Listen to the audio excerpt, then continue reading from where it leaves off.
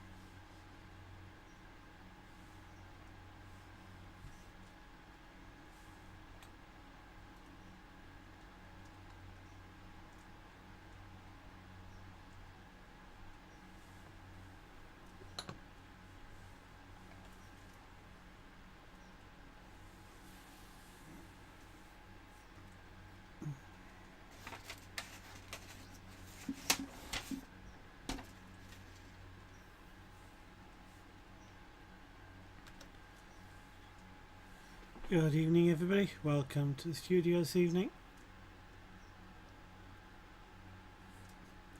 On what is a nice sunny afternoon in the UK.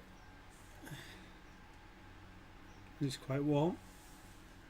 Yep, it's 27 degrees here in the studio this evening. So it might prove to be a bit interesting. Got a nice fan going, so hopefully it'll keep me cool. In the meantime, we'll start and do some carving. Mainly the wing panels to be done. Some shaping around here to be done. I kind of realised that after I stopped the stream last night that the shaping still has to be done in a couple of these areas, and we'll get to that. Oh dear. So case of just getting on with it.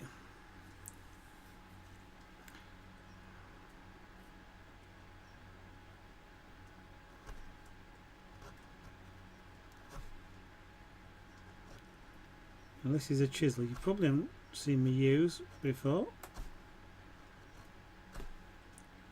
and I may not use it very much now. This is also a gouge. Almost all gouges are U-shaped. This one's quite a shallow gouge. Not the shallowest I've got, but it is quite a shallow gouge. It is quite wide as well. I'm kind of, my thought for using it here was that it will help develop the shape that I'm after. But in practice, I'm not sure. I'm also thinking I could probably do with sharpening it, so I shall do that. Rianne DeWitt, good evening, welcome to the studio this evening. And how are you on this fine day in the UK?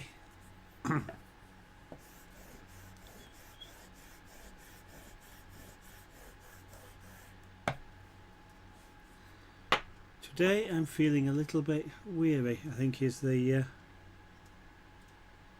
right description.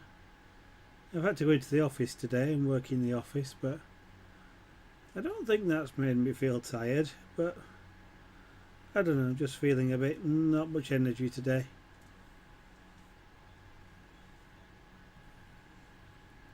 Could have something to do with the weather. I guess it's been really warm. I've not been too bad heat wise, but here in the studio it's been quite warm. I thought it was just the fact that I've just had a big pizza, which is perhaps also contributing to the feeling of being quite lethargic really. And I'm glad you're good, that's excellent. Now that's better. A little bit of sharpening and the chisel works a lot better.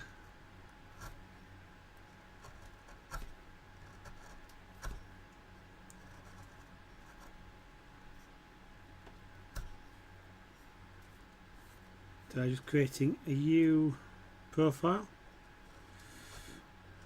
or trying to create a U profile.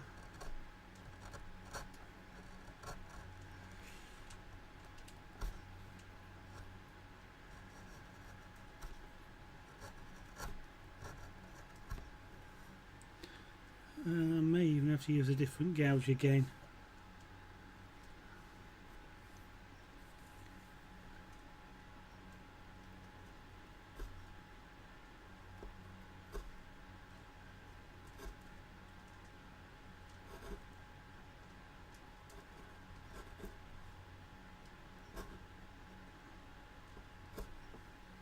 So have you had an interesting day, Rihanna DeWitt?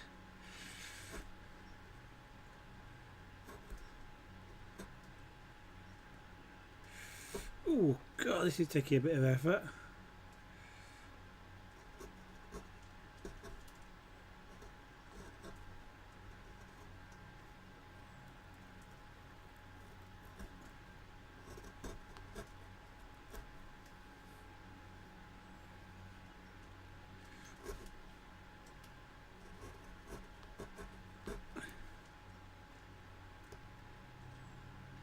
Long time since the wood has resisted me this much.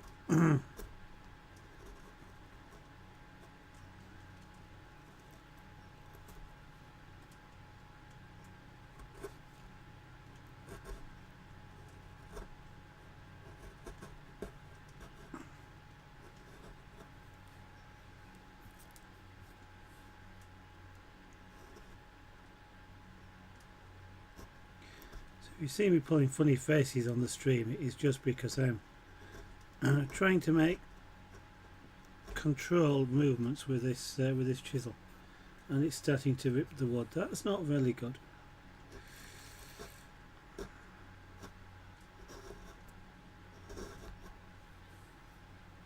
I'll switch now to another gouge. This one is shallower still, but it's narrower, which means when I go this way I can get a bit I get a tiny bit further. Excuse me.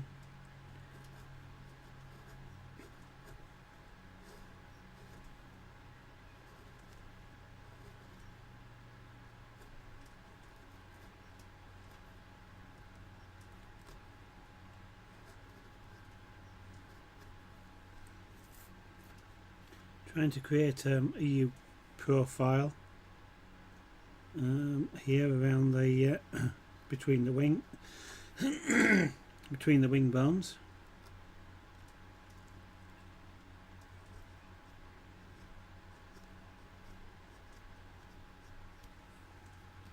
And what would help is me swapping my glasses.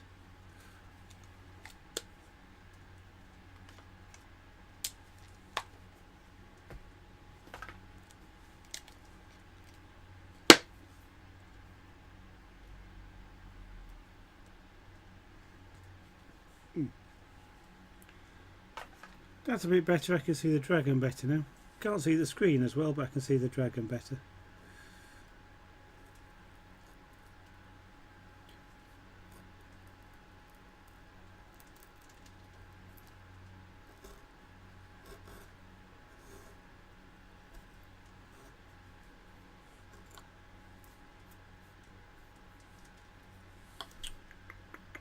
That's not working really well.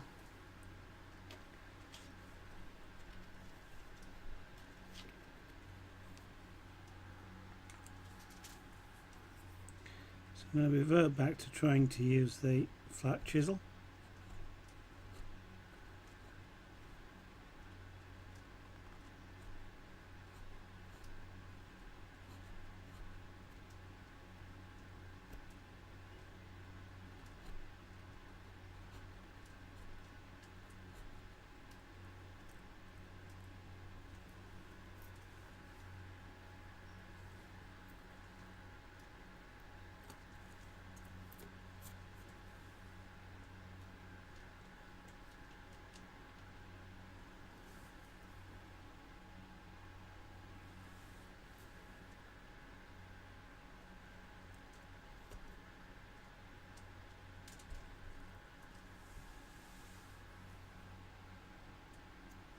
Somewhere around here the breeze from the fan must be blowing a bag. I can hear rustling and crackling, and Or at least I think it's a bag, and that's the problem. Not knowing what it is. It could also be either dripping water or something to do with water. It could be even an electrical noise. Of course, neither of the two latter ones are really good. They're things to be avoided.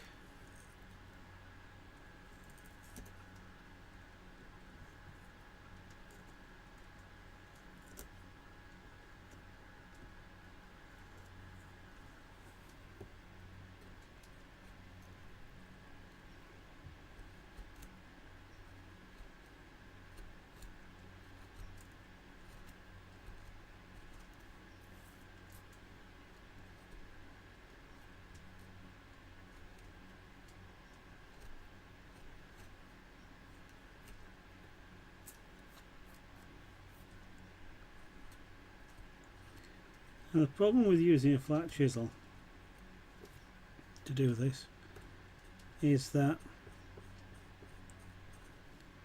you can only go downwards with the chisel. You can't come back up again, or not this one, because it's a straight chisel. You can get spoon shaped flat chisels which will allow you to scoop out, but I don't have one, and so I can carve down. I have to carve down from both sides. Now this side is the wrong side, but in any case, even if it wasn't, trying to match where you've just cut from the other side and create a smooth transition is interesting.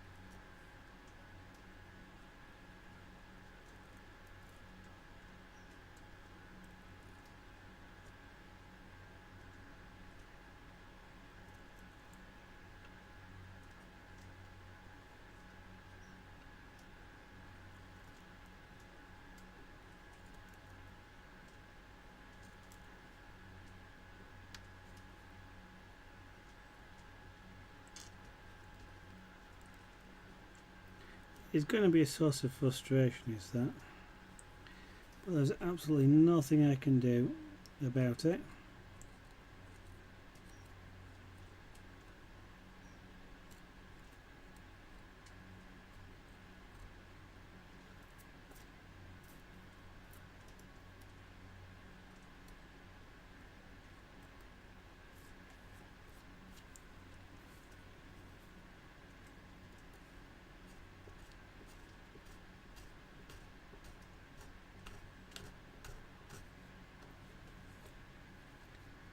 I may end up having to sand this area, which I don't really want to do at all, but it may be the only choice that I've got available to me in order to create a smooth transition.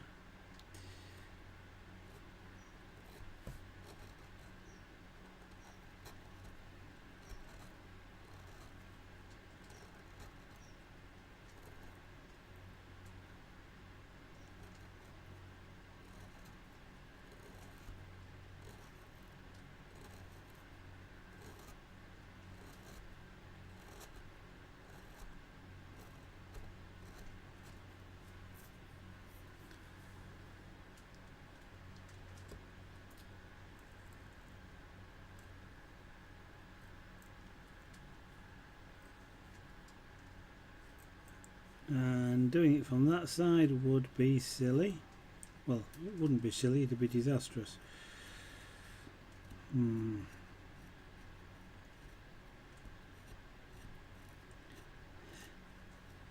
Maybe I should have left these wing membranes flat.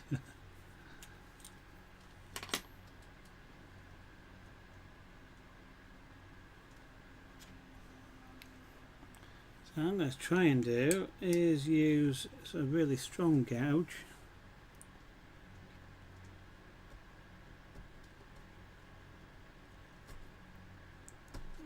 Cutting at a really wrong angle.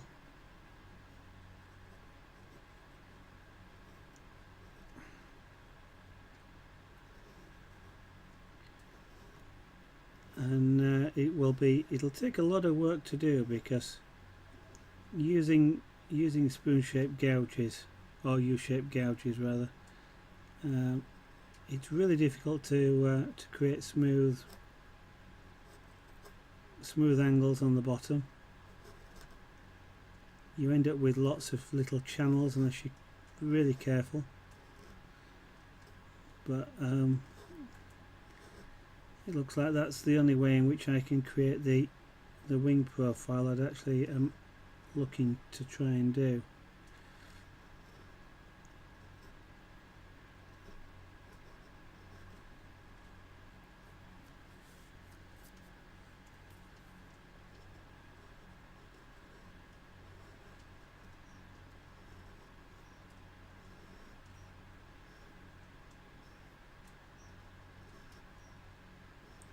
Means lots of little fiddly scrapings, more or less.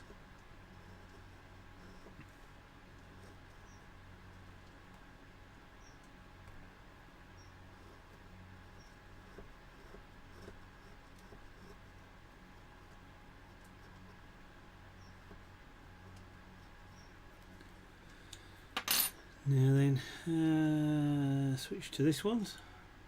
3D Bloke, good evening. Welcome to the studio this evening.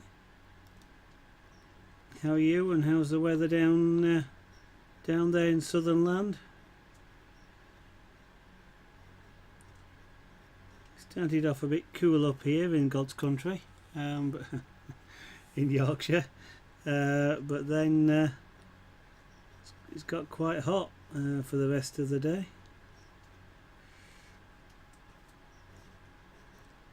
Imagine you've potentially been spending the day sat on the beach, have you?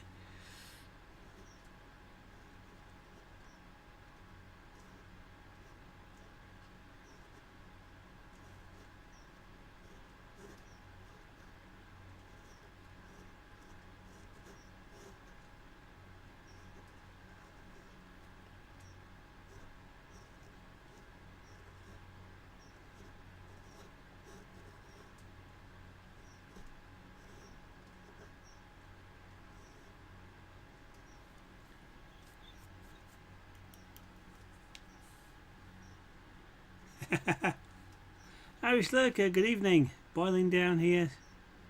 Yeah. Well, I've been out in the office all day. Come home tonight in the studio here, 30 degrees. That's Celsius. And I've had to open the well, the window's open. There's a fan on. It's still 27 degrees. It's not cooling down in here a bit.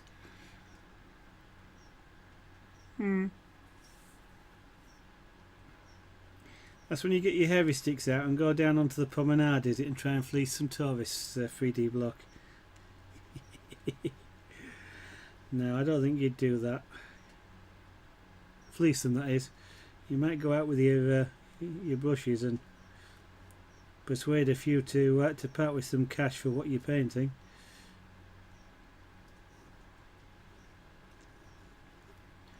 Although I suspect you need a street license or something to do that, don't you?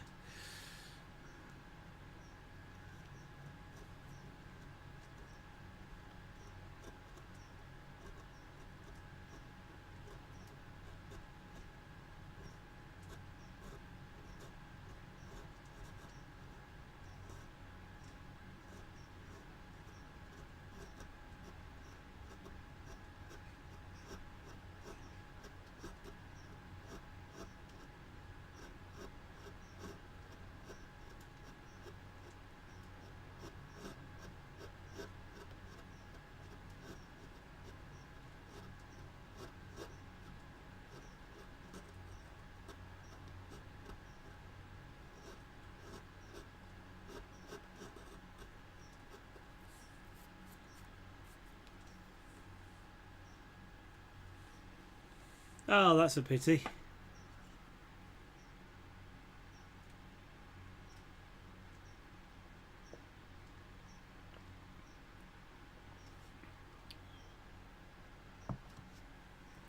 $5, 515. How often do I stream? 7 times a week.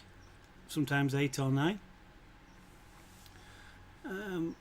Generally start about half an hour ago every night of the week, and Saturday and Sundays, if I'm not doing anything else on an afternoon, that's an afternoon in the UK, then I will stream something then as well.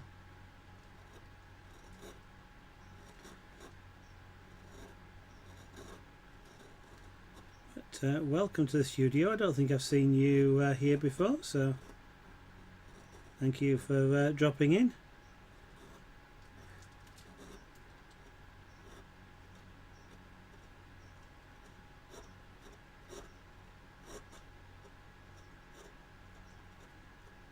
Just doing some shaping on this wing membrane at the bottom.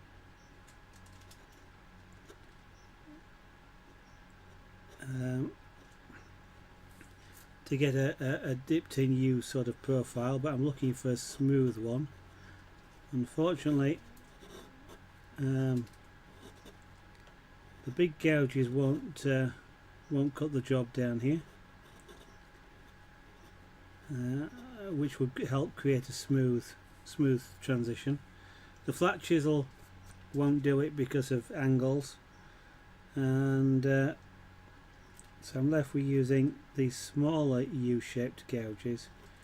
And the problem with smaller U-shaped gouges is that you create like tram lines or little furrows, which every time that the thing about them is it's really hard to smooth the peaks on either side out and create a smooth transition rather than lots of little tiny ripples. 5 bucks 515. Thank you very much for following the studio. That is most appreciated. I really do appreciate you doing that. Thank you very much.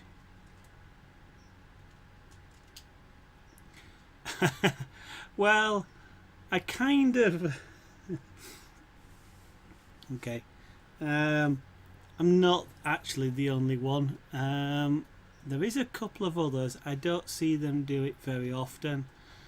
One of them is Cannon Bear. He has Cannon Bear. I think Cannon Bear's done some. There's another guy called C. Jost something or other. He's mainly doing oil-based clay at the moment, modelling. He has in the past done some carving, and there is another guy, but I haven't actually seen the other guy do, and I don't actually remember who it was, do any carving for an awfully long time now. I will admit to you that I don't. I do a lot of other crafts as well, so carving isn't the only thing that I do. But I do take them in rotation. So I also do pyrography. That camera's moved. Pyrography I do. I do scraper board. I do punchcraft, carving, and I've started doing some chainmail jewellery as well. So after the carving, the next thing will be a pyrographic piece. Then we'll do scraper board. Then we'll do probably the punchcraft, and then the jewellery again. Laser, good evening. Welcome to the studio again this evening. Nice of you to drop in.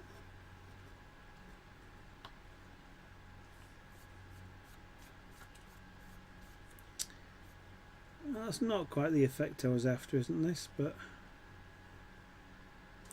I'm trying to avoid the need to sand, because if you carve certainly this wood correctly is sort of the wrong word I'm looking for, but if you're careful and carve it in the right way, you get an awfully smooth, shiny surface on the wood. And if you sand it, you lose that, and it goes a sort of a dull wood colour. Surprising that, isn't it, being a wood colour. and it doesn't, well, it still looks okay, but it doesn't look as nice. And sometimes I think it's also a little bit nice to see the tooling marks that you get, like I kind of have here, and sanding removes all the tooling marks as well. So I'm sort of a bit ambivalent to sanding unless I really need to, or only in selected areas. But it can be frustrating.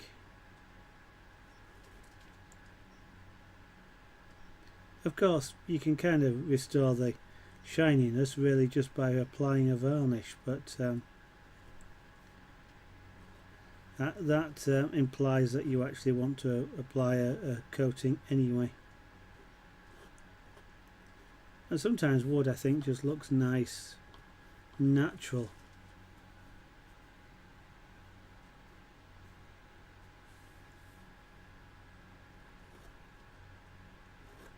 I know there's been some discussion in the past as to whether or not I should perhaps apply some pyrography to this or even paint it. Not sure at this moment in time whether I want to do either of those. I might do a little bit of pyrography, as in just put a tiny black or dark spot for the eye. Even though the reference picture for this, the dragon's got intense sort of blue eyes, or very white blue eyes, so they don't actually show up that well. But the reference is only that, it's a reference. I'm not copying the reference.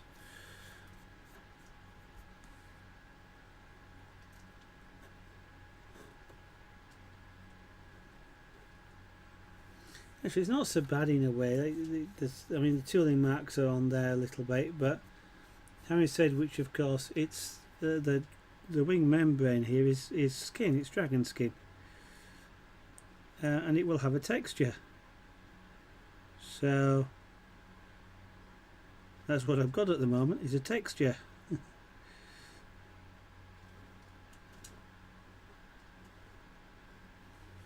So it may well just be a case of I'll leave it for that reason.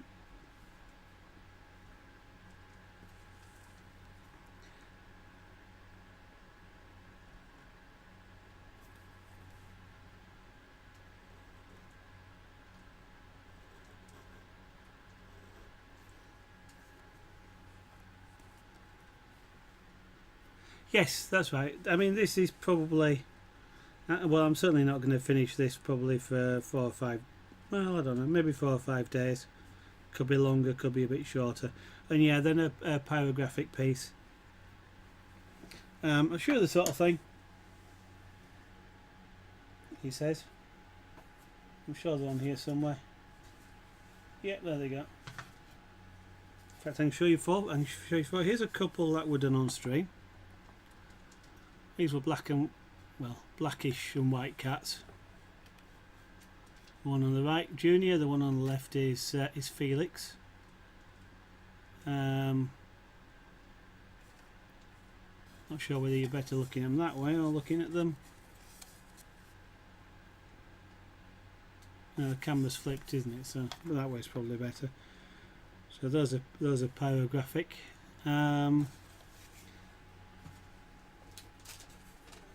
Got a couple of practice pieces here, which is why they're on brown board, because this board's cheaper. So that's an Avro Lancaster bomber, and another one I'm halfway through of a British locomotive, railway locomotive.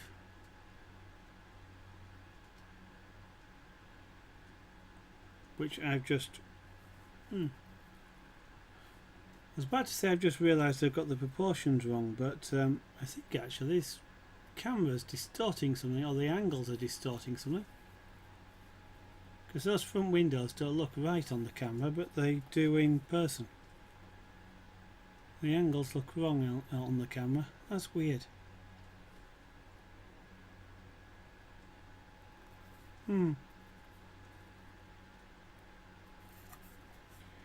these sides here are all parallel to one another, and another parallel to one another, but they don't look it on the camera. But anyway, it's a practice piece. So for the next one, it's been suggested I either do an elephant or I do a portrait of Baby Tears, who's one of the followers of the channel. And anybody who suggests what's the difference, I may just ban. So don't. I can do that, you can't.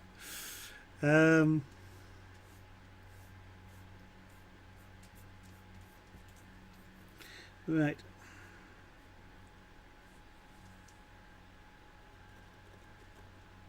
And just changing the subject completely for a minute whilst the thought just crossed my mind then, since I've just seen a screen on my other monitor.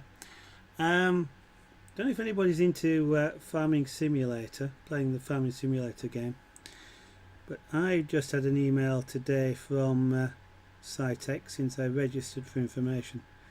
Cytec make flight instrument panels and joysticks for flight simulators, but they also make a wheel and control panel now for Farming Simulator. Well, they're just about to release it tomorrow, and it's going to be E3. And whilst the wheel looks okay, and the pedals do as well, the control panel looks quite nice and potentially useful for other things. I don't know if they've been sensible enough to have the control panel separately, because of course a lot of people do have things like the G27 and G25 wheels and one or two other things. So if they've made it so that you have to buy all three, then they might lose out. But yeah, layers are. There's certain jokes I can make, but you can't.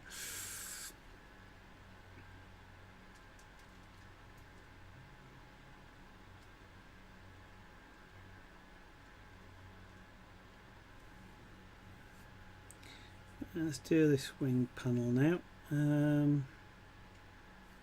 Let's see how much I can do with the big gouges, and then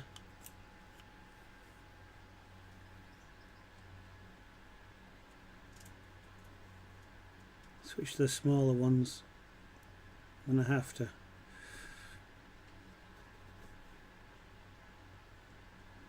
And establish the main shape with these big gouges. It's a lot easier with them being wide, or with this one being wide.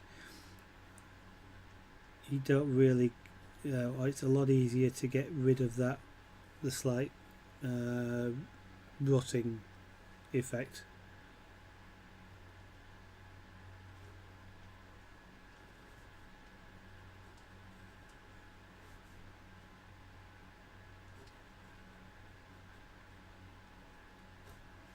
Just got to be careful I don't catch the wing bones as I get near the top of this this panel.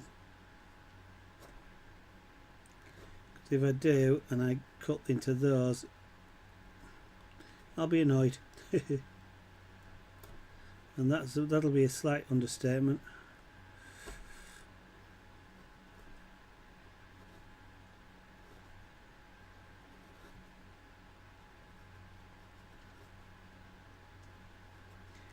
It is actually surprisingly quite difficult to drive this white chisel on here for some reason.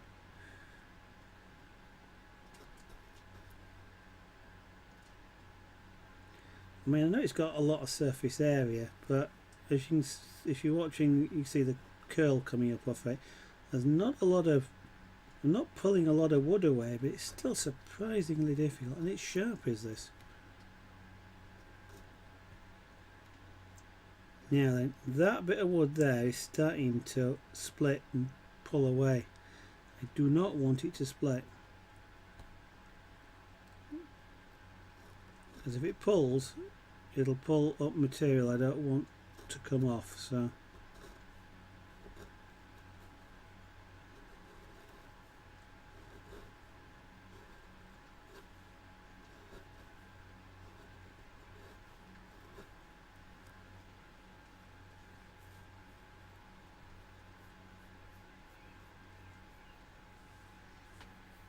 Okay, KSP. That's. I haven't watched. It's a long time since I watched KSP. I guess when you're driving the spaceships, then I thought they were all fire and forget type things. There. No, that's not true because I've seen people doing. I suppose if you're doing lunar landers as well, that sort of thing, then I call that sort of thing with controls physical computing, but it's amazing just how much of a difference to gameplay I'll say a realistic control makes. So whether it's a joystick or a steering wheel or just some switches or something like that, it can be amazing just how much more immersive it can feel than playing with a keyboard or even worse, just a mouse.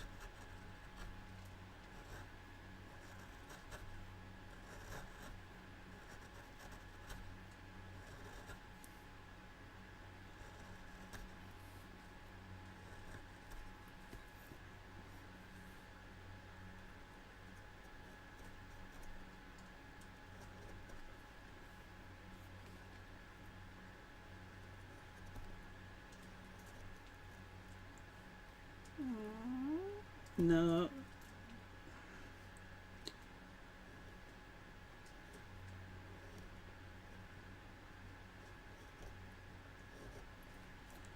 It's really hard in some cases to do this because I'm fighting against the grain.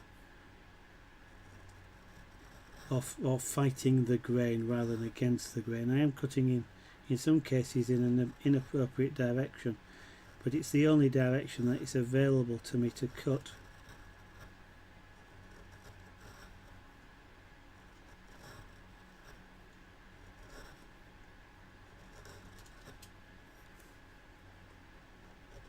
As I get towards this side of the wing membrane here, that's precisely what's happening to me.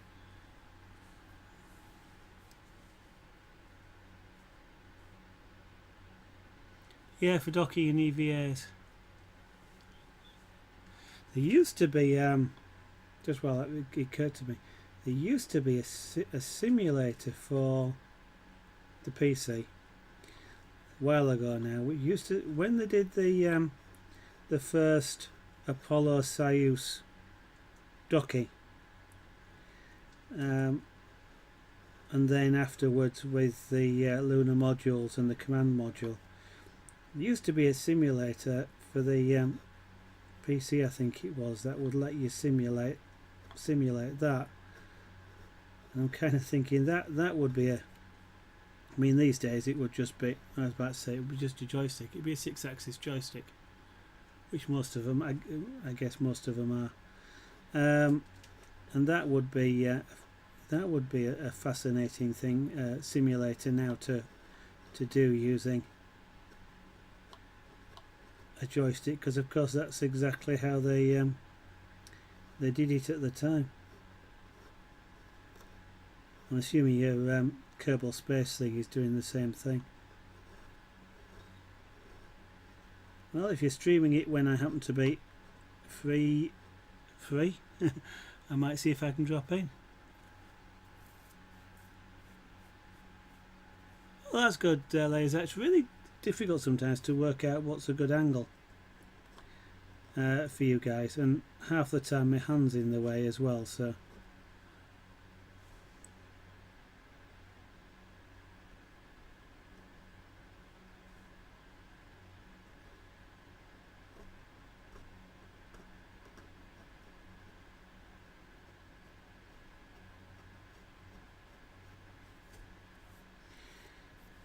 now that's not too bad, but it's still not quite close enough to the edge.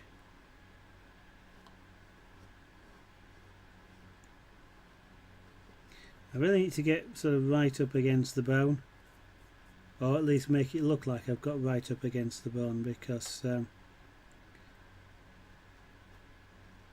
you wouldn't get, there's a little flat spot at the moment, and of course you wouldn't actually get that in real life, and to me it stands out, and I don't know whether to anybody else who was just looking at it for the first time would actually see that, but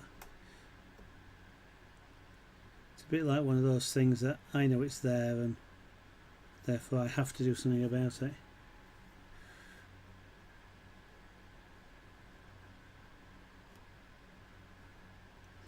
But I'm not cutting really deeply at all here, Laser. They are quite shallow cuts.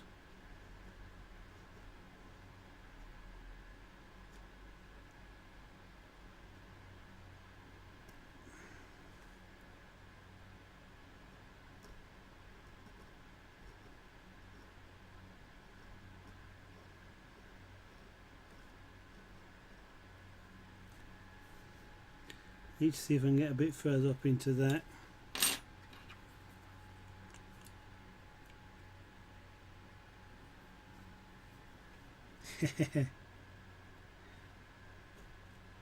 I'm sure one of these days, somebody, whatever game it is, somebody's going to come out with a mod where you push a button and walk away from your computer and the mod plays the game for you, and you just come back later and it's all done.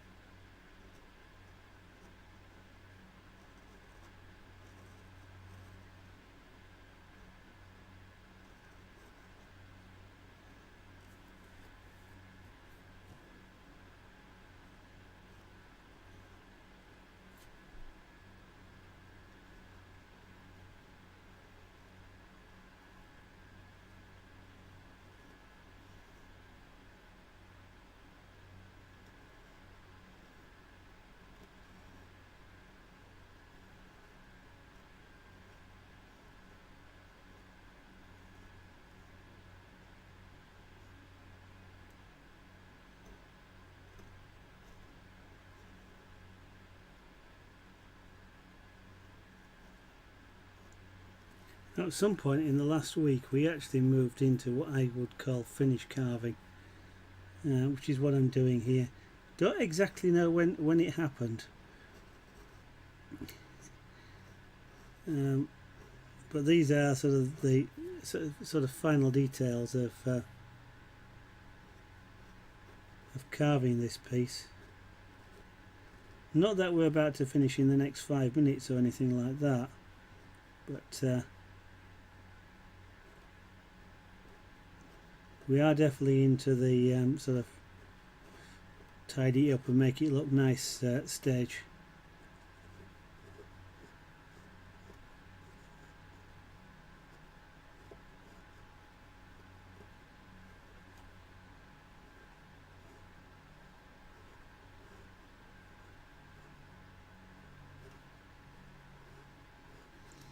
I mean, generally speaking, with carving, there's you go through sort of a roughing stage where you just block out lots of things, like square head here, for example, rectangular body, just blocks for the wings, and you often do the same thing with things like oil painting and potentially a little bit with airbrush painting as well. And then you take those big elements and you refine them a little bit so the head becomes, I don't know, oval. And then you'll refine it a bit more so it becomes football shaped, and then gradually you build in more and more details. I kind of haven't been doing that. I've sort of done that, but not quite as iteratively as that normally implies, because I'm brand new to carving a dragon, never carved one before, had no idea what I was doing and made a lot of mistakes, and so I needed to do the details, a lot of the details earlier on, just to see how they did, and to allow myself, if I made a mistake, to be able to correct it. And that's one reason, for example, why these wing panels were left flat, because if I needed to do some corrective work which would require me to carve downwards, I wouldn't lose as much wood. basically, and I'd have a more safety room is the word I was looking for.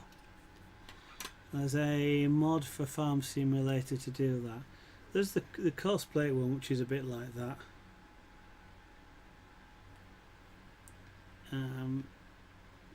You're almost more into managing the farm there than that, but yeah.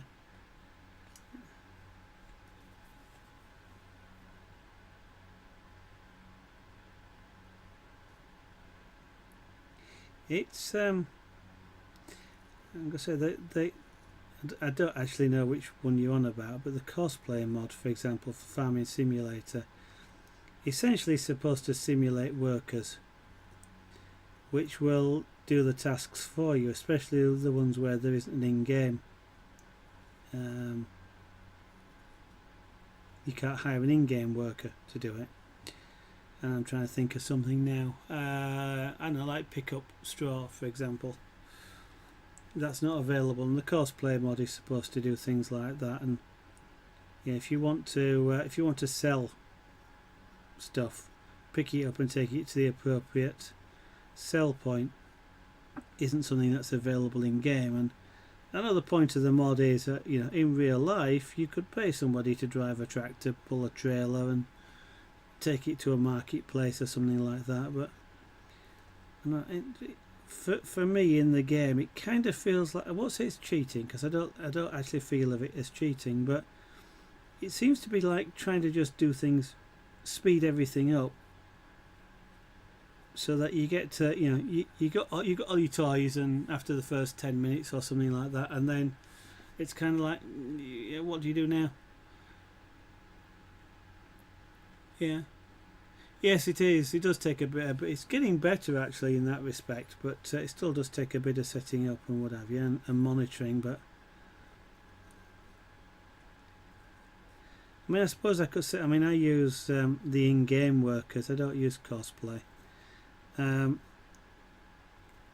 I don't particularly think that's anything wrong with that. So, you know, I can't really say anything too much about people who do cosplay, and certain things like trying to do silage into the hot silage hoppers with the small tractor thing that you have to start with, where if you fill the silage bay up, you've got to do something like about 600 visits backwards and forwards with a tractor.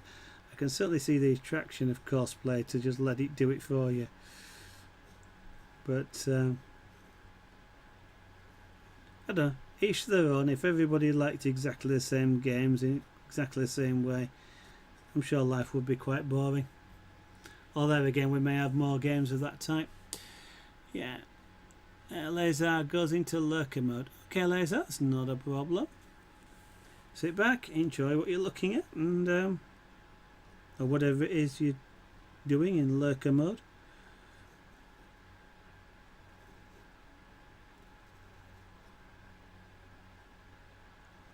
Right, this is a really, as you can see, it's a, well, you could see if there wasn't so much shadow for some reason.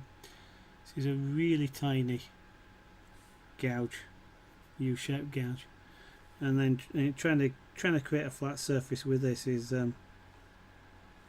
it's not impossible, but it is really difficult. Luckily, in this sort of area you won't really notice that quite so much, because there isn't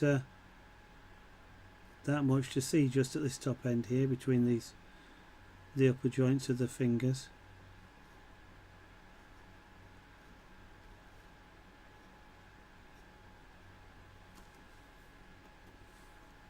And that transition there is just a little bit rough. Let's see if I can just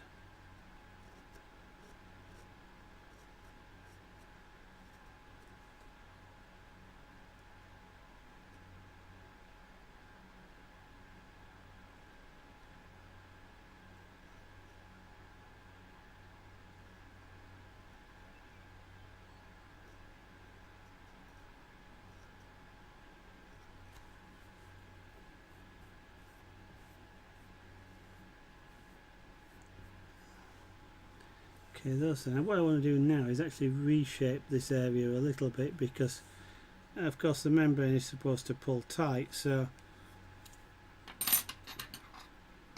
what I really kind of need to do is make it look like it's doing just that. These angles here were cut originally with a square chisel, so they were cut approximate, they weren't actually cut to the exact shape. The intention, obviously, well, the intention was to cut the exact shape afterwards, which I've not done up till now, but that's what we're just going to do now.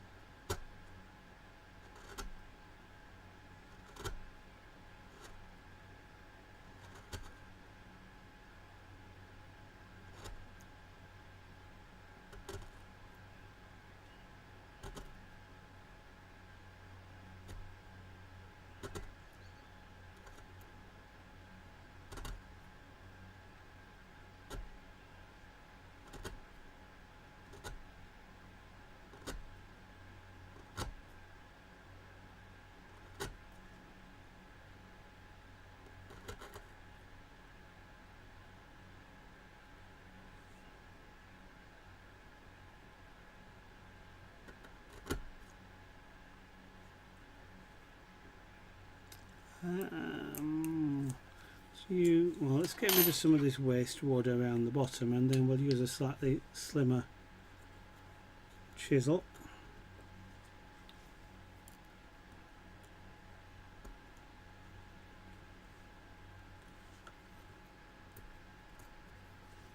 Okay, they're not cut all the way down, so that's alright. No, okay. So what you mean is I'm not doing anything exciting enough that you actually want to concentrate on.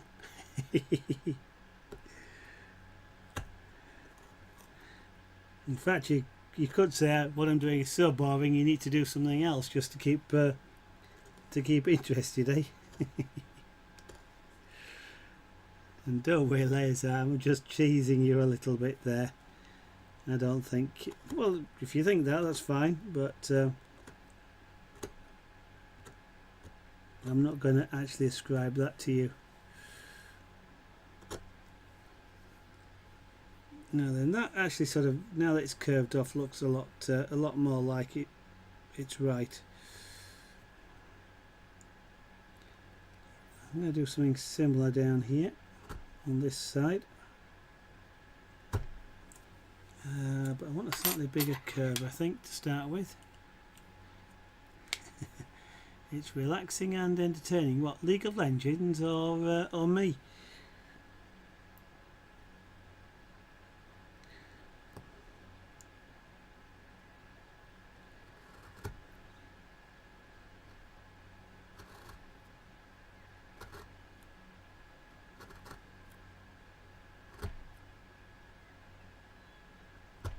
I sometimes do that on for you personally. Oh, okay. You still didn't answer the question as to whether you meant me, you.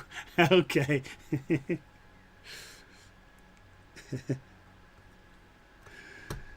Of course, if I wanted to tease you as well, Irish lurker, I can just say, you mean I put you to sleep? That would be relaxing. Yeah.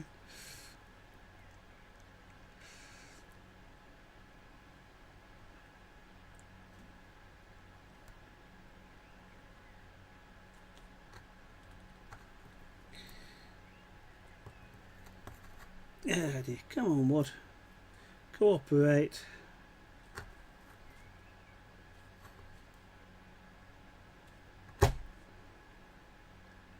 I said cooperate, don't fight back.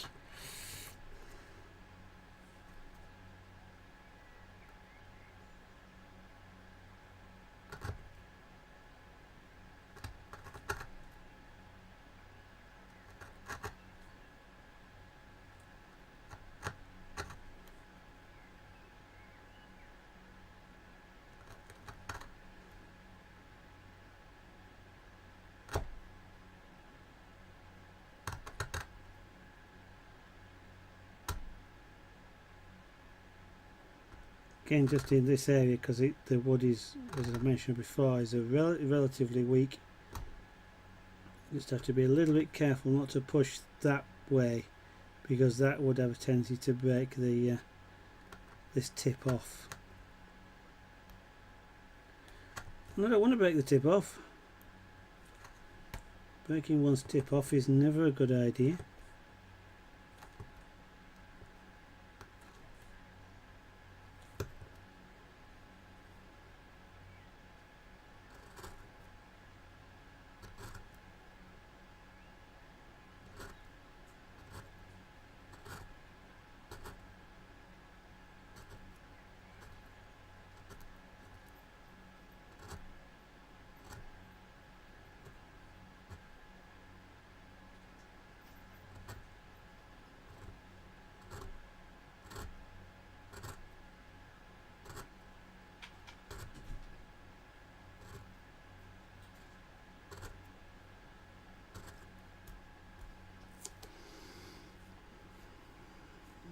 They look a bit better now with curves on there.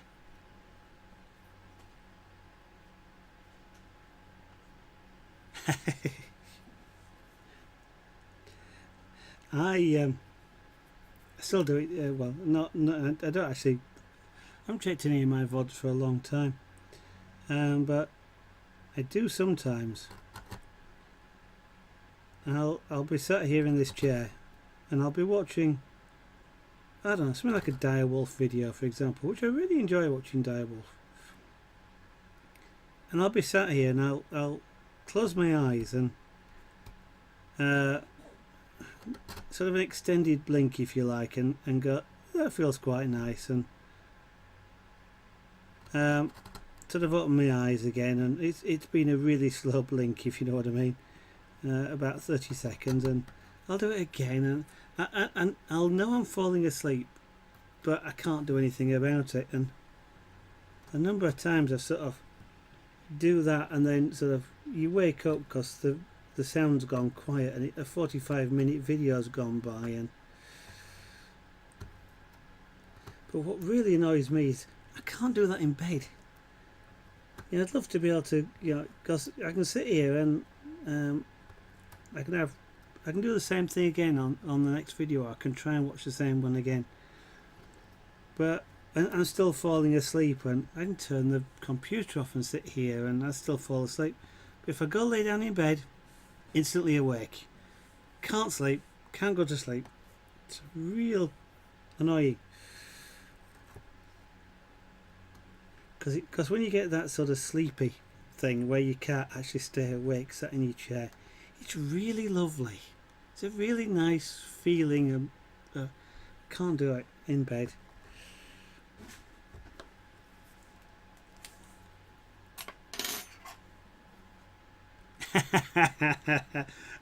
I was wondering whether that would come up again 3D. A few streamers have done it as well, you know. And not just the ones that are, you know, trying for 48 hours non-stop or something like that. Don't actually see the point of 24-hour long. I suppose if you're trying to do it for charity, so that there's some sort of challenge to it, but even then it's kind of like,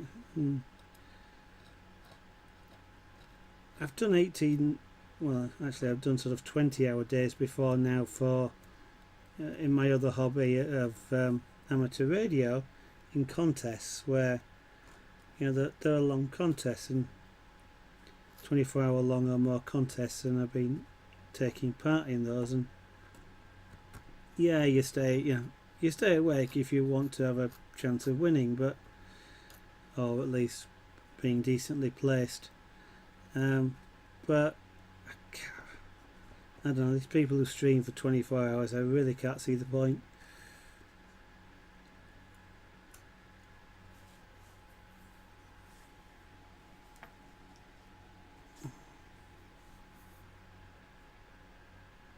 Yeah.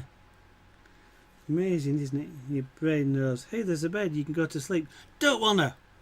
Not going to. A bit like an awkward teenager, isn't it? I can say that now that I'm 50 odd.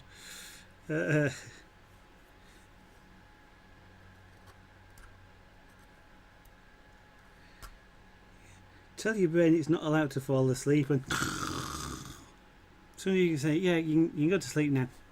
Wide awake.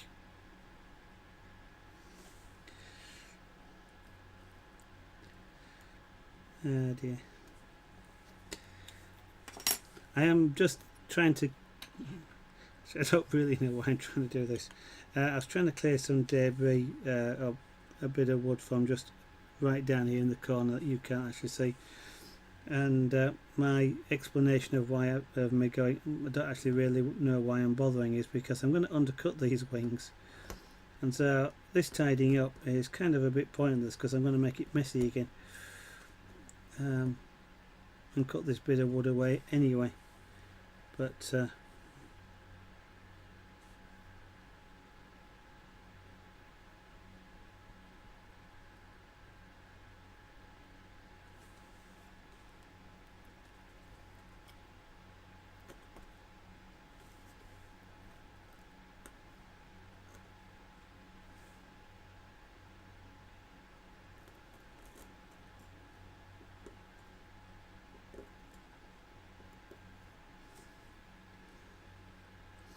you ever had a thought, or you've been thinking about something?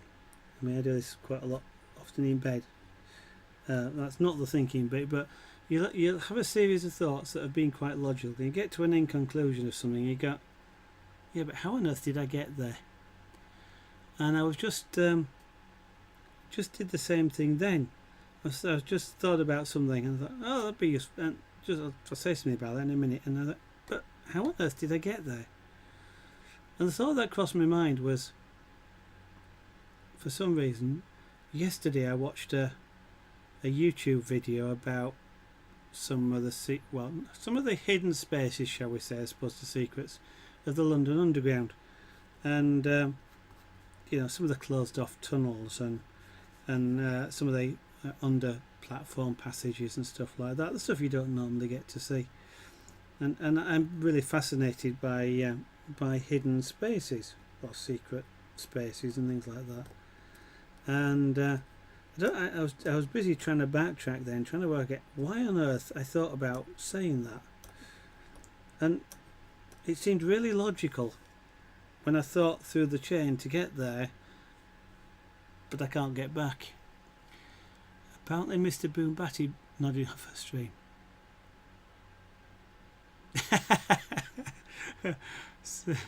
So Danish got to stream on 2 channels at the same time. I don't know, Mr. Boombatty's never struck me as the sort of person that would fall asleep on a stream. Mind you, he does seem to have some odd streaming time, so I don't actually know where he is. But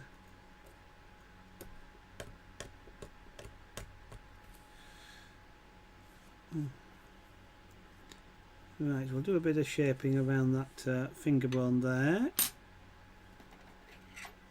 And I've got a bit more shaping to do just around here because the wing membrane tips over. So I've got to shape that slightly differently. I just want to bring this to a point-ish sort of thing.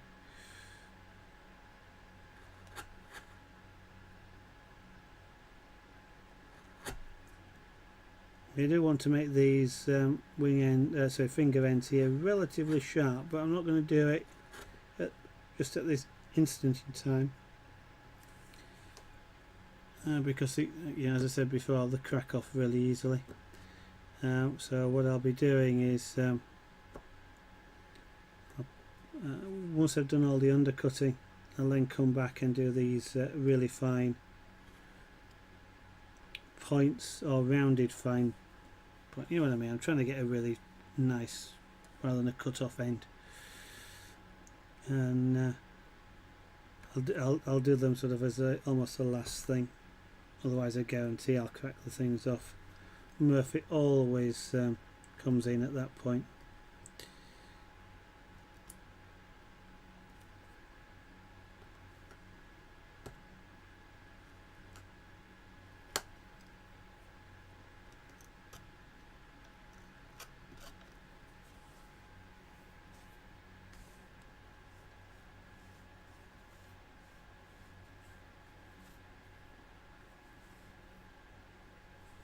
Okay. It's surprising. Well, I mean, there's it's surprising what what species are where that you just never realise. And I say, it's like Disney World and Disneyland and things like that. I mean, the one in Florida is the whole. Is it Magic Kingdom is built on? I think it's a big underground cross with sort of two great big, and I mean dirty great big roads underneath. You kind of don't realise it's built on quite a large hill, and they do backstage tours there, and it's fascinating. You'll see a doorway on Main Street, for example, that looks like in theory it ought to go upstairs to a flat, shall we say, above a shop, and yet it's the entrance way to go underground to get to all these places. Of course, that's how the cast members, as they call them over there, get to work. They pop up through all these doorways and things like that.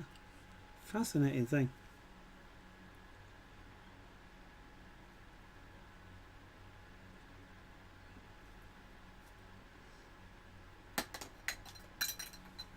What on earth was that?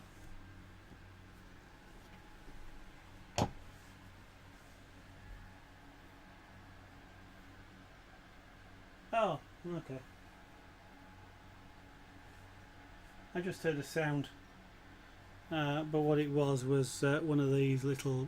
They're shot glasses, but I use them as mixing cups for airbrush paint. And I think the fan that I've got under the desk here must have just blown one somewhere.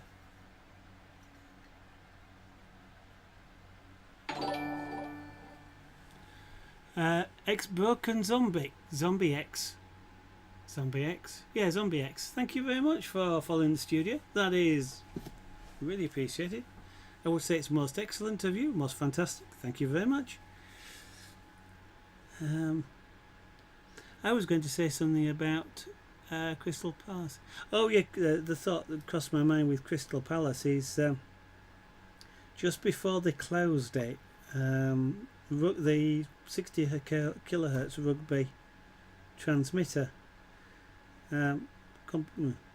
They were doing tours of the. There's no hidden areas as such there that I'm aware of, anyway. But they were doing like tours of the building and the transmitter before they closed it down and moved it. And I think because that rugby radio station was also like a part of the war effort as well, to do with I would say the code breakers, and I don't think code breakers were anything to do with that, but sort of the research and all that sort of stuff that went on in the war to in places like Dollis Hill and places around, and I think rugby was one of them. And the rugby station, the building, has quite a fascinating history, but unfortunately I believe it's now flats or something similar, so I missed out on that one. Although I do believe the part of it is now in the Science Museum in London. The big tuning coil is there, and by big I mean about 12-foot diameter and about 18-foot long. I am trying to do something with that chisel. You love wood carving. That's good. So do I. It's amazing, isn't it? That's two of us. And that's unfortunately I forgot who it was now. Somebody else is in channel actually likes carving as well. I will give you a warning though. It's not a full-time thing I stream carving. I do other crafts as well. So they each take their turn. So after carving, once this piece is finished, which won't be for a few days, I'll then be doing some pyrography, and then we'll move on to another craft. I do 5 at the moment. I do 5 crafts. That may become 6, but I kind of just do a round robin, one after the other.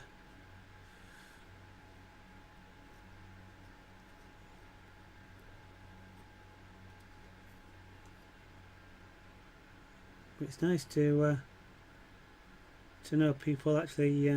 You know, there are a lot of people that seem to like watching carving.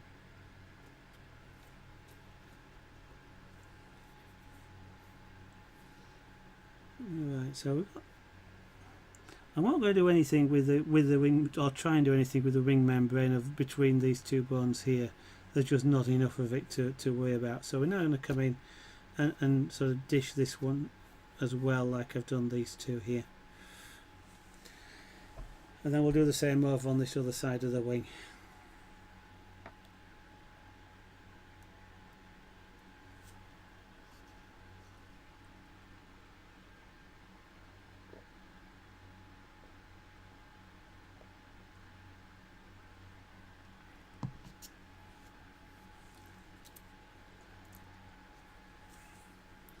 Now, am I going to be lucky and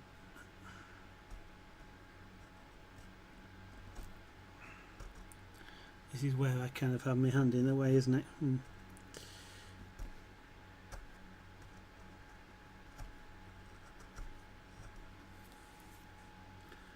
Yeah, the ideal carving direction for this is this way. That's not too bad.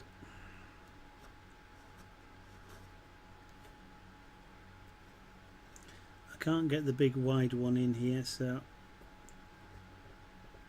I'm using this. Actually, I've got one that's almost as wide. It's a bit wide. What's that? That's a. That might be better. This one's about the same width,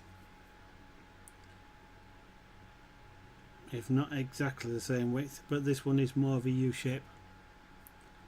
Try and get. Hopefully, the shadows are terrible with this. There we go.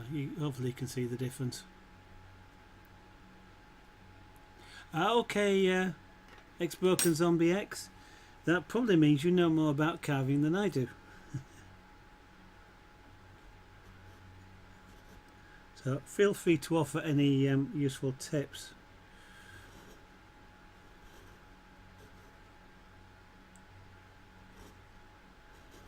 Right, this isn't quite the best angle to carve this at with respect to the grain, but it's the only one I've got available to me. I am tearing the wood very slightly on the edge.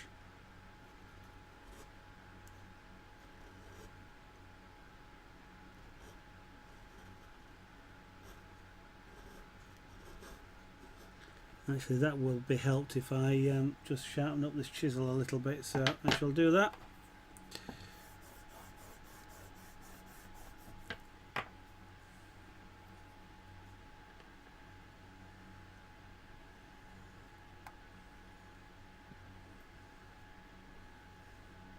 Sharpening it won't reduce the inclination for it to tear the wood, but what it will do is obviously cut through a little bit easier, so it's less likely to tear it too much.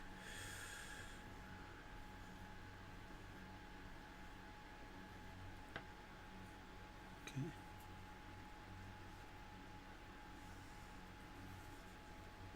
Effectively, what I'm doing there is sort of it is sharpening the edge, but it's more of a polishing action. So I'm not getting out a whetstone or anything like that, because I just don't need to.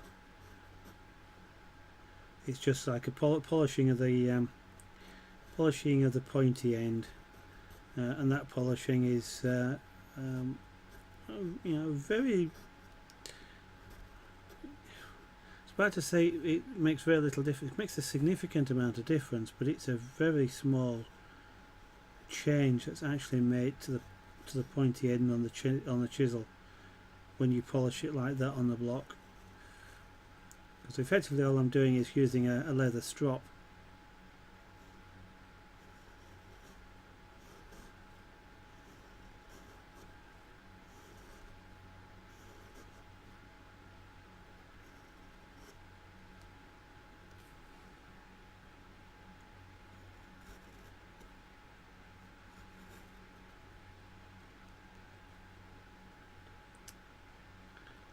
do not like carving onto a piece from the edge, because it's really difficult to get a fine starting point. But equally, I don't like carving off of it either, because then you're just as likely to push a piece of wood off the end and create sort of break off the wood, and you create a jagged edge that you're not after. So if you ever get to you can never carve a piece of wood without any edges. It makes it a bit easier.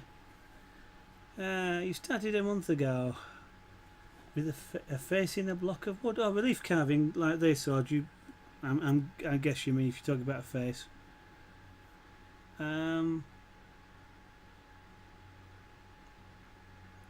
well, I mean the good thing is though, if and especially if you were attempting to carve a comic book face, is you know what it's supposed to look like, and essentially carving is that's a large element of it, is understanding where the bits go, and it's just like anything else really. But after that it's just practice and accepting you're going to make mistakes.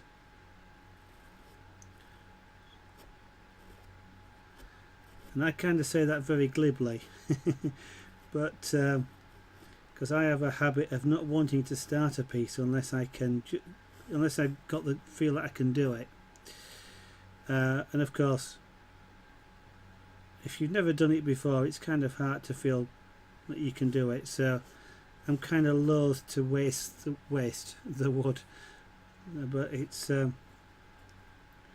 that's something that streaming has helped me with quite a lot, because if I was just to do stuff I was confident I could actually do, I'd never do any streaming at all. And ultimately though, it's whilst I've never done it before, I do know that I can probably, I guess, I do know I'm going to make an attempt at it, a decent attempt at it. And this piece, for example, I have made quite a lot of mistakes, as 3D will probably be able to tell you. This whole wing here has been carved. Was it this one? Yeah, this one I think. It's been carved at least 3 times. So it was carved, made a mistake, carved it lower into the wood, made another mistake, carved it lower into the wood. I think this is the 3rd or the 4th time I've carved this wing, until I actually got realised where I was making the mistakes earlier on, and didn't do them again.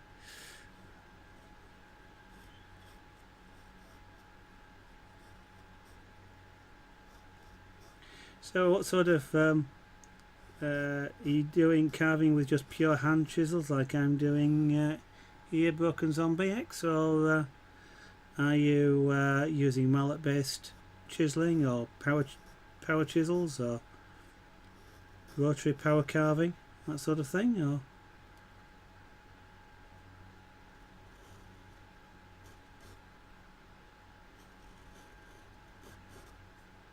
are you actually taking any lessons, or are you just learning as you go along?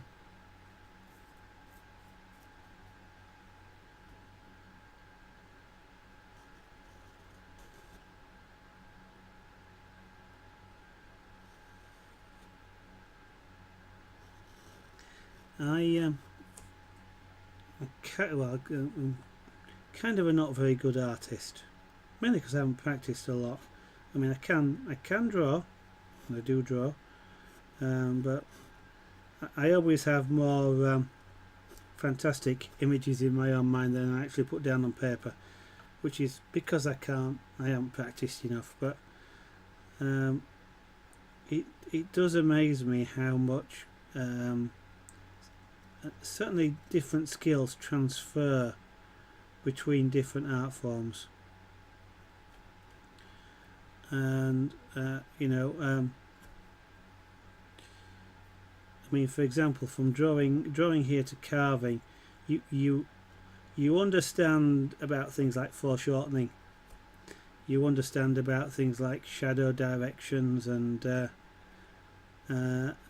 how, because this isn't fully 3D, it's 2.5D, so you understand how in what is effectively a flat image, to get something that looks more 3D, so you can exaggerate the 3D effect even though it's more flatter than it would be, because of course you're used to doing that from completely flat paper.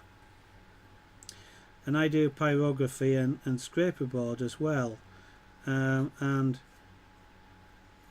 one of my favourite things is working in monochrome, and that came from airbrushing. And of course black and white pencil is monochrome, but airbrushing, scraper board, pyrography, they're all monochrome art forms. And so the sort of some of the skills that you learn in one of them transfers over to the other.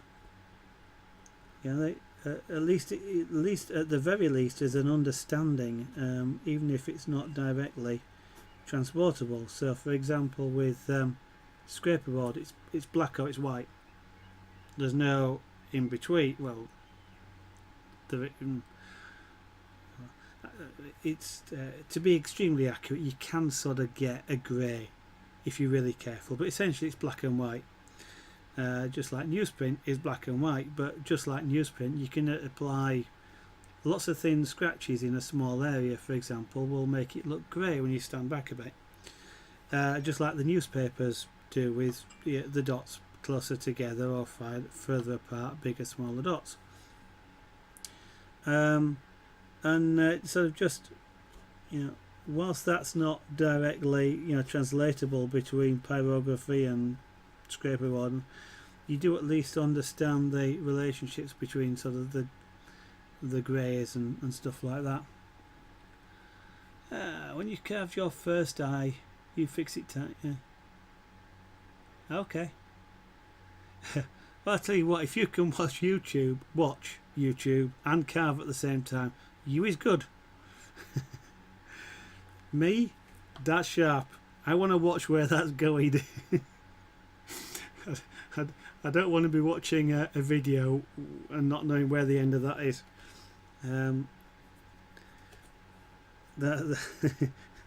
Yeah. I'm gonna say I haven't cut myself carving, which is true. I've punctured my skin, shall we say, with the corner of actually this chisel, I think it was, twice while I've been putting the chisels away, and I have sort of cut myself with one of the carving knives I've got. But yeah, no, I can listen to a YouTube video while I'm carving, but no way can I watch one.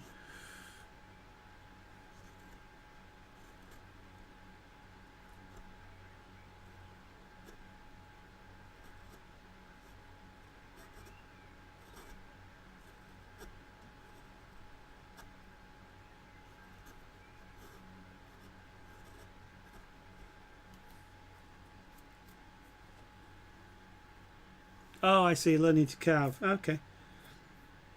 There isn't a lot of videos out there, though, is there, to be honest?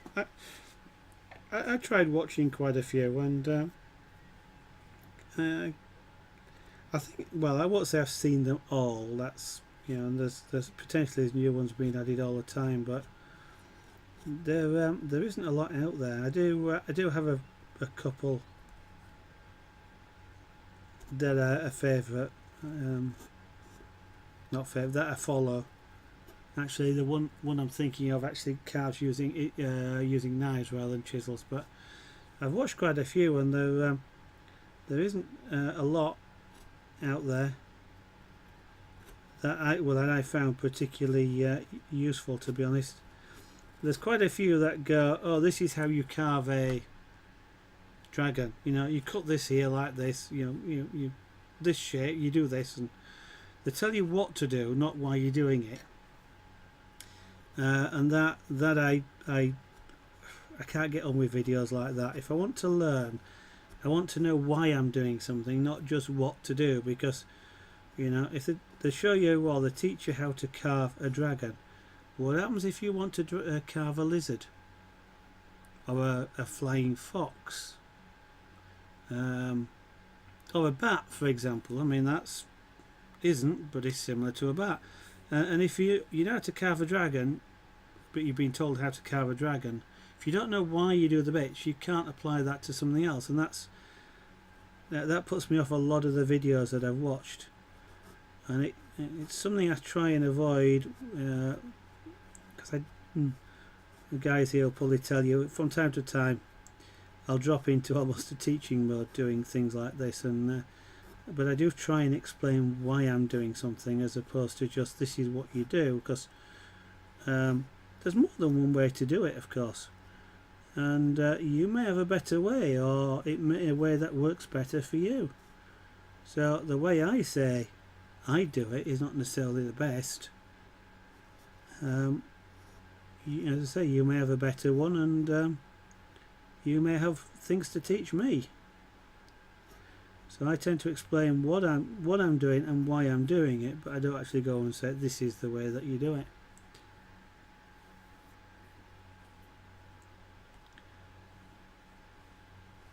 Right, that's not too bad. I'll have to get the little chisel out to do a bit just up here and right up against the bone here, because it's still flat, and I really want it to join fairly smoothly. These aren't fantastically smooth joins, but it doesn't look like it's coming out flat and then digging in, so it sort of looks, if I say it's hanging off the bones, it's not actually, because of the way it's tight, but that perhaps gives better the idea what I'm talking about. It actually looks, like your skin does. It comes off naturally. It doesn't suddenly just jut out for half an inch and then start to curve. But these chisels are probably a bit too big to get in there, so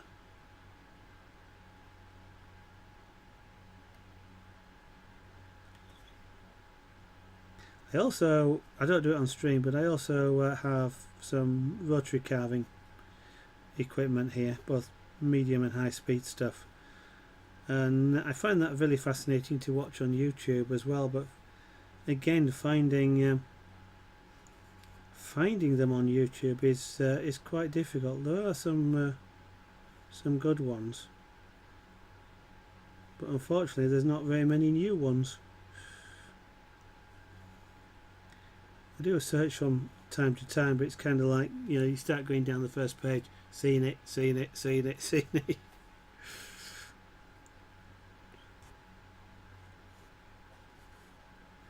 with the pyrography. There seem to be sort of relatively unusual crafts for YouTube, and whilst there are some on there, there's not many. There's not many, and there's even less of the style of pyrography, for example, that I like. So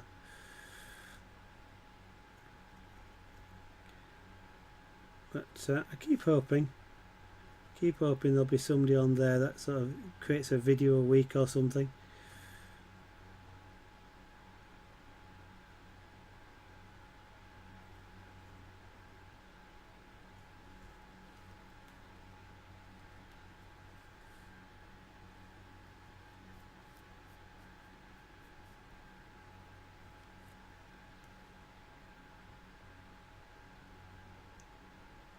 Oh, I take what you mean, Broken Zombie, in sort of watching them and trying to pick up the style from it, but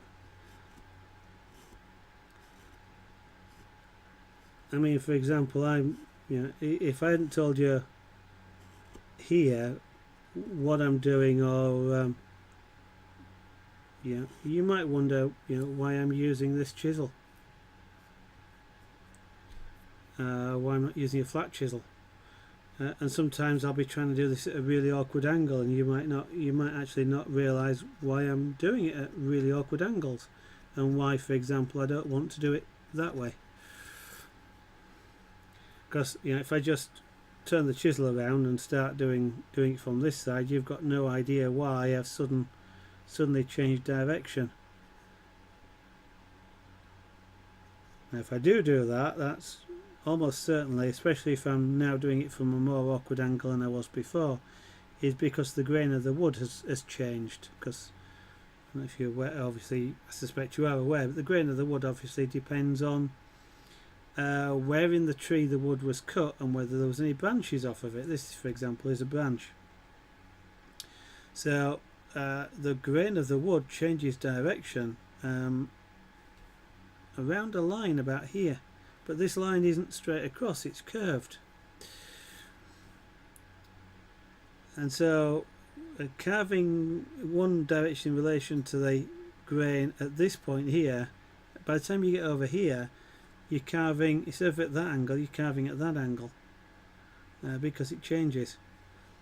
But not only that, of course, it changes in a vertical orientation as well, which is adds further to the challenge, as they say.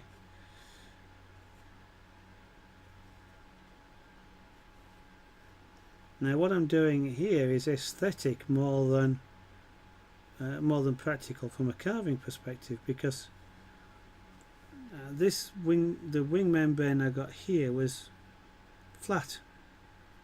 I'm now carving it to have a dish shape in, like I've done here, and that's, well, that's for two reasons. One is my reference picture that I'm using has that sort of thing, but if you imagine like you opened an umbrella and look on the outside does that as well. When you stretch a membrane tight in like an umbrella which is curved, they do tend to dish in, and that's what we're effectively doing here with the wing bones, is stretching the membrane between them tight.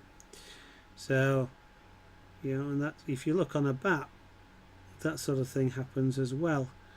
Of course, when it's in flight, they go the other way because of the air pressure, but this dragon has landed, so he's just stretching his wings out. But if I was doing him in flight, then I would be turning dishing it the other way.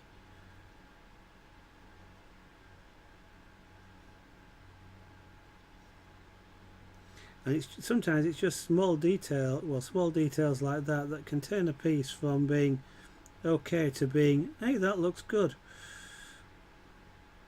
or more realistic, or just depending on what effect you're after.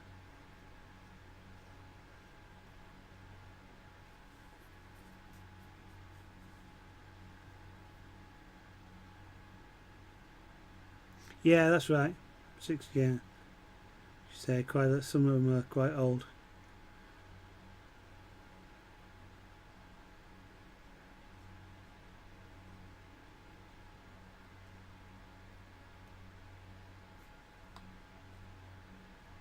Of course, the other problem you get with the YouTube videos is, I mean, we've been doing this dragon now, let's say, I don't know, let's say 40 hours so far.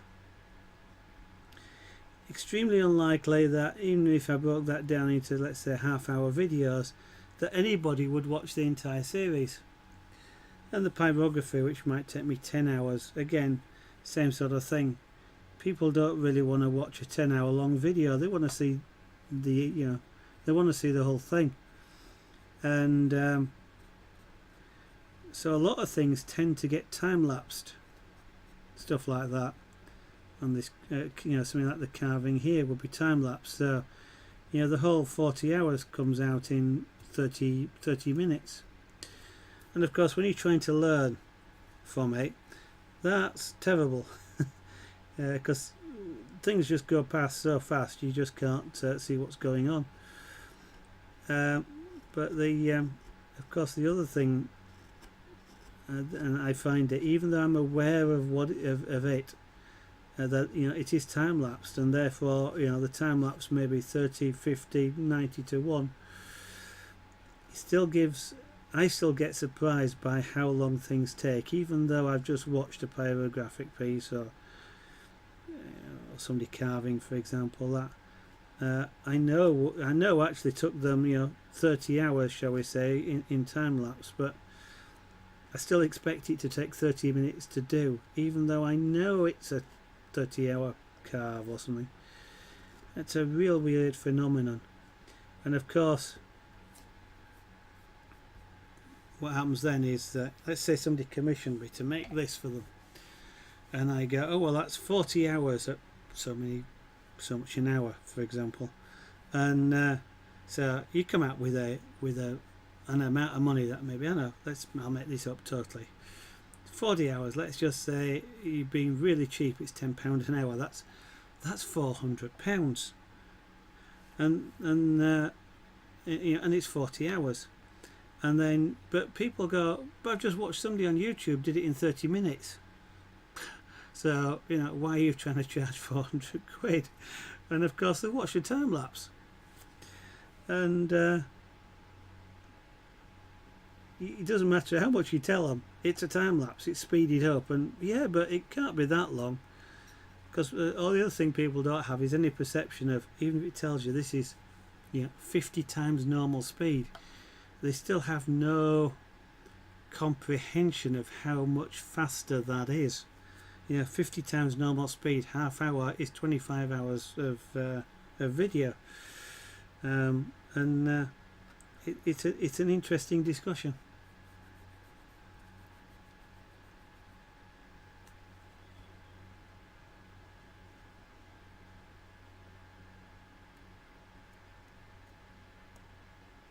Well, there is just a little tip for you, broken zombie. In case you hadn't realised it, well, a couple of things really. There's still something like a 15-20 second delay on me doing something and you hearing it. So when you type something back, I've got to try and remember about 30 seconds ago what it was I said. Sometimes you'll notice I don't always look up for a little bit because I'm concentrating on something, so I'm having to perhaps look back at something like a couple of minutes and think, what was I saying a couple of minutes ago? So it's a little bit difficult to have a conversation with just a few words. So what I'll say is basically, it helps me if you give me a little prompt about what you're saying it's very true about, or like that. I know, I think we're talking about people's understanding and of time and things like that, but it's not so bad when there's only one or two people chatting. When we sometimes get 5 or 6, it can test a streamer's memory.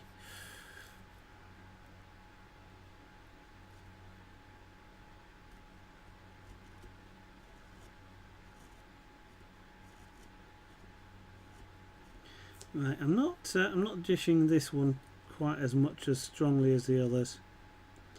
It doesn't feel right to do so.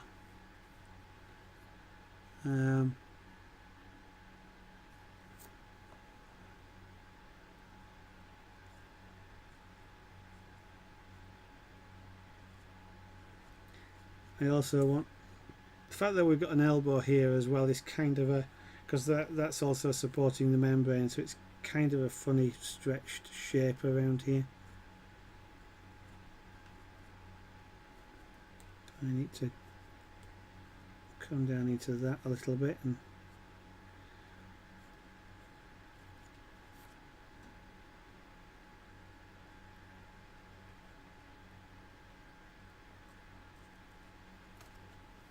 use my fingers a lot while I'm carving as well, you might see.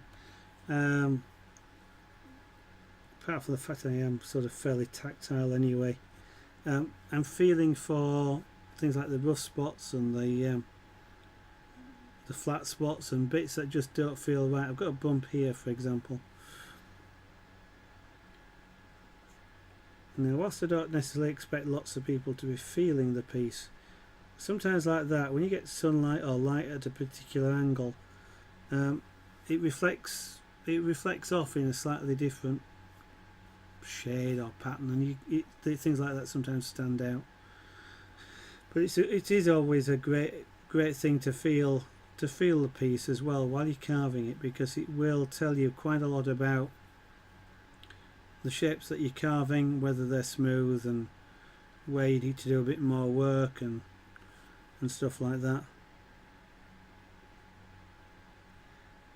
For example, just in this area it's a little bit rough. I've got sort of some little tiny ridges, and the wood itself is a bit rough there where it's smoother there, and that's because of the angle with respect to the grain that I was carving it at.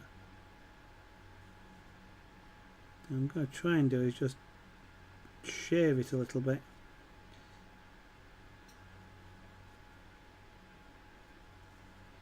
At this angle here, because that's a better angle to the grain, and I'll get a smoother wood, but smoother surface on the wood. I'm going to be careful I don't create another ridge, which is what I've done.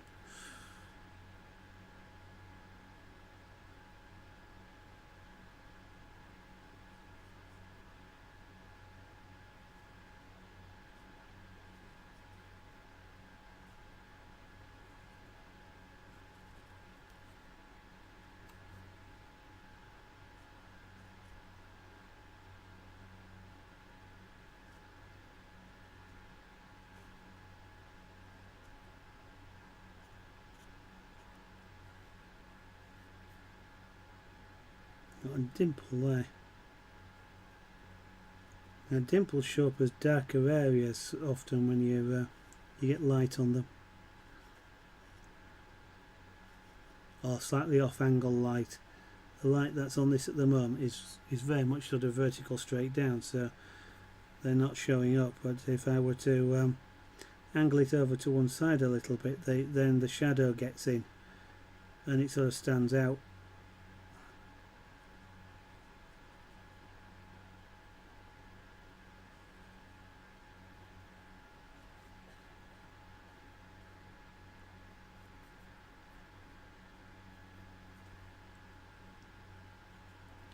This can be frustrating with a gouge because, as mentioned before, they're not easy to create a flat bottom on, and you can end up just moving the little ridge somewhere else, which is kind of what I'm ending up doing here.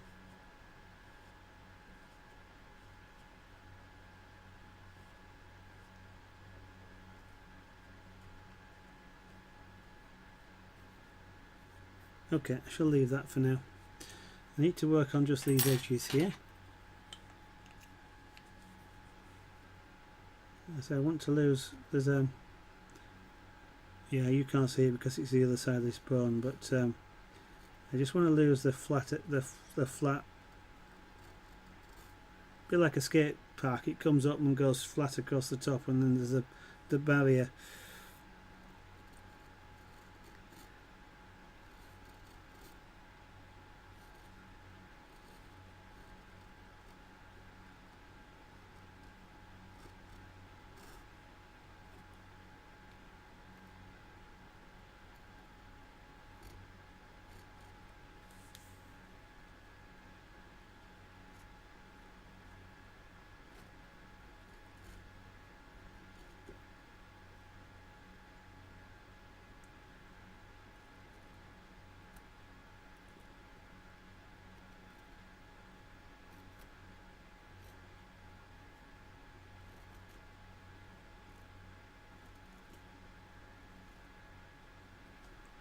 Right, now I might be able to get in with the bigger chisel to just remove the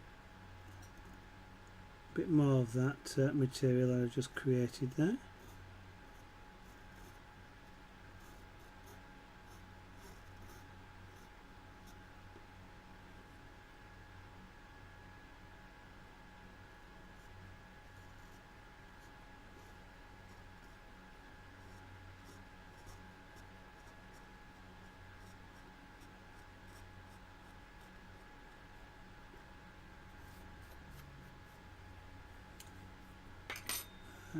That one I think I was I'm going to be better off with that one.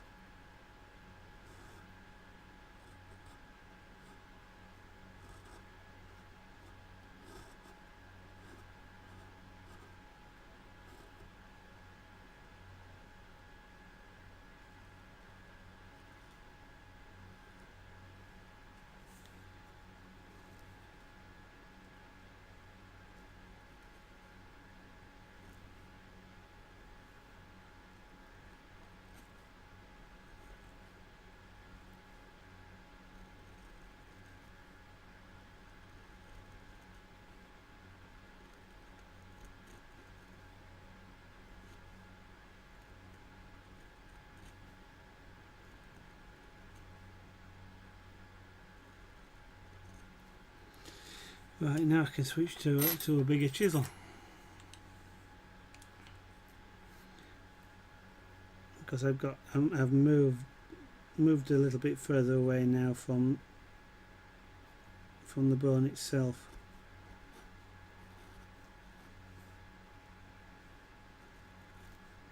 Which effectively means I can get the bigger one in without damaging the bone.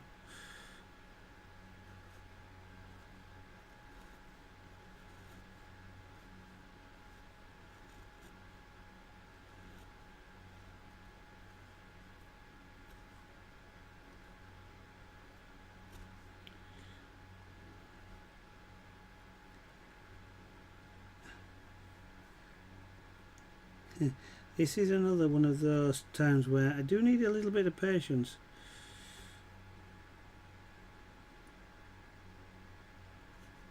Trying to get around this area here without damaging any of the details that I want to keep.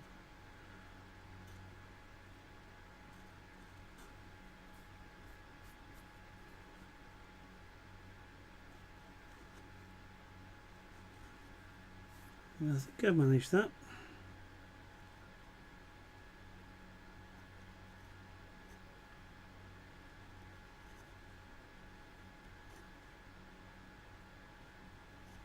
There we go.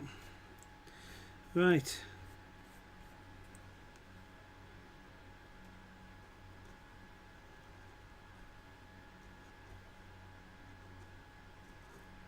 A number of those areas do need tidying up, but we'll come back to them. Next thing is this wing, but that's oh, Trooper hates Twitch logging. Good evening. Hello, goodbye, welcome. Ah dear. Okay. Yes, it is a bit like that, isn't it? You're digging out the matrix. Probably takes as long as well. So it's progressing slowly, but we are moving on to the details now, or we have moved on to the details now. Trooper hates Twitch logging. Yeah, I am. We're about at the edge of the street. I've kind of finished this wing for now. As we'll do a bit more tidying up to do on it, but I want to do more on the other, and then we'll sort of come back for almost the final polish on the wings and the rest. But they are close now. I think I probably want to make these bones a little bit finer. They look really quite prominent, and a bit more prominent than I want them to be. They're supposed to be quite fine. So I'll probably slim those down a bit is the word I'm looking for. And I'll probably do the same thing on the other wing, but I want to get the dished areas in there as well on the membranes, and both hands need a little bit of detail work. And then we've got the tail, and then I'll undercut a lot of it. And once I've undercut a lot of it, then I'll do the final work on the background, just take it to the final level. And in doing so, what we do is there's some areas like you can just, well, I think you can just about see it. You can see a line that comes down here, like a shadow line. All that is actually is a small cut in the wood and a very slight step, which is where there was some waste wood here that I've cut away. But I need to work on this background so that that cut and that step disappear, for example. And there's areas like this where it's not cut as deep as it should be, so there's a slope. And of course we've been doing a lot of chopping around here, so we've got in all of these areas around here we've got tooling marks that we need to get rid of as well. But the next thing, these wing membranes, almost certainly after that it'll be then maybe slim down the wing bones a little bit, finish both hands off, especially the thumb. They're going to be really interesting. I'm not quite sure how I'm going to do it. I don't want to make them too thin because they'll crack off, especially if I undercut. And then the tail, and that will be it. What on earth is that? Oh, it'll be off the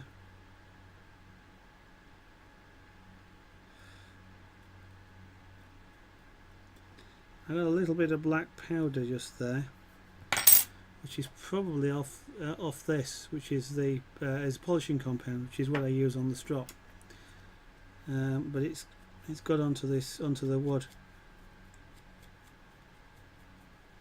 which is one reason why you don't ever use wet and dry paper on wood like this, because wet and dry paper is black.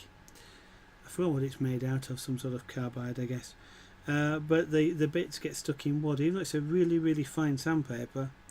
And the debris that comes off it gets stuck in the wood and turns it grey. So you always use sandpaper. For some reason, the silica bits on the sandpaper don't get stuck in the wood, or if they do, I guess they're transparent enough not to show up. Anyway, that's it for this evening. I'm a little bit tired. I could do with a bit more drink, so I don't want to start that do that tomorrow. So I'll just wrap up the stream. So if there's anybody that is watching, in the meantime, we'll just give you a bit better, different views of this. If there's anybody who's watching, that isn't, and I would encourage you to follow me, of course. In theory, that means Twitch will let you know when I go live, which means you don't have to do any awkward calculations. You can also follow me on Twitter if you want, because I do tweet when I go live, so that will also help. My details are below the stream window, but also on the end plate. That'll come up shortly. But it's at Zerganart. I say about the only tweet that goes out is me going live. You don't get to know what I having my sandwiches, or that I've just had a cup of coffee or anything like that, so don't worry about that. But if you really do just want to drop in, that's not a problem. I stream from 2000 hours British summertime every night, subject to emergencies and things, but 2000 hours, that's 1900 hours GMT. Or if you really don't feel like asking Google what that is in your own time zone, take a look at the clock. Yep, subtract 2 hours from it. That would be what 8 o'clock was, but tomorrow night. Apart from that, everybody, thank you very much. It has been great fun having you all around. Thank you to everybody that's followed this evening. I do appreciate that. It's nice to know that you like what you see and people like what I'm doing, so it's an encouragement, obviously, to carry on and do more. So thank you, everybody. Have a good evening. Say evening. 2200 hours in the UK here, so bedtime for me shortly. I should look at you guys, shouldn't I? Good night. Cheers.